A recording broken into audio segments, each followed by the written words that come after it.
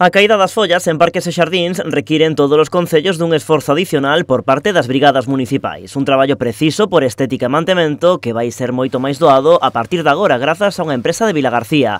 Vaigar vende deseñar unha máquina aspiradora de follas que reduce os tempos e multiplica as capacidades dos operarios. Una máquina especialmente diseñada para facilitar el trabajo a los operarios municipales en el ámbito local y a las empresas de servicio que tienen que realizar trabajos de recogida de hoja en la época de otoño e invierno, y con esta máquina que hoy tenemos la ocasión de presentar, ese tipo de trabajo lo vamos a hacer de manera mucho más rápida. A aspiradora está pensada para todo tipo de espazos verdes. Nos vale tanto para el ámbito de zonas verdes como zonas de carballeiras, espacios amplios donde la recogida de hoja, bueno, pues con el paso del tiempo se acumula en gran medida, y con esta máquina vamos a facilitar ese tipo de labores. Os seus deseñadores salientan a potencia desta nova aspiradora de follas, tamén as prestacións que ofrece, como unha tubaxe de captación de ata 6 metros ou un sistema de pretriturado que permite reducir o volume das follas xa na propia recollida.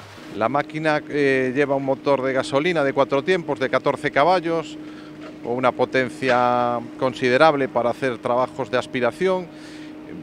Trae una turbina de aspiración con un rotor y aspas dentadas que nos facilita esa aspiración de hoja y hace un pretriturado para que el volumen de la hoja en el momento que se deposita en el interior del remolque sea menor. Dende Vaigar non agochan a súa satisfacción por ter deseñado esta máquina con selo Vilagarcía. Estamos muy satisfechos por haber desarrollado, diseñado y fabricado esta aspirador de hojas en Vilagarcía de Arousa, concretamente en la zona de Rubianes, y tenemos la expectativa de distribuir el producto de aspirador de hojas Vaigar fuera de la geografía gallega. De feito, xa teñen contactos con empresas de Asturias ou Euskadi para comezar a distribuir tamén neses territorios esta nova ferramenta.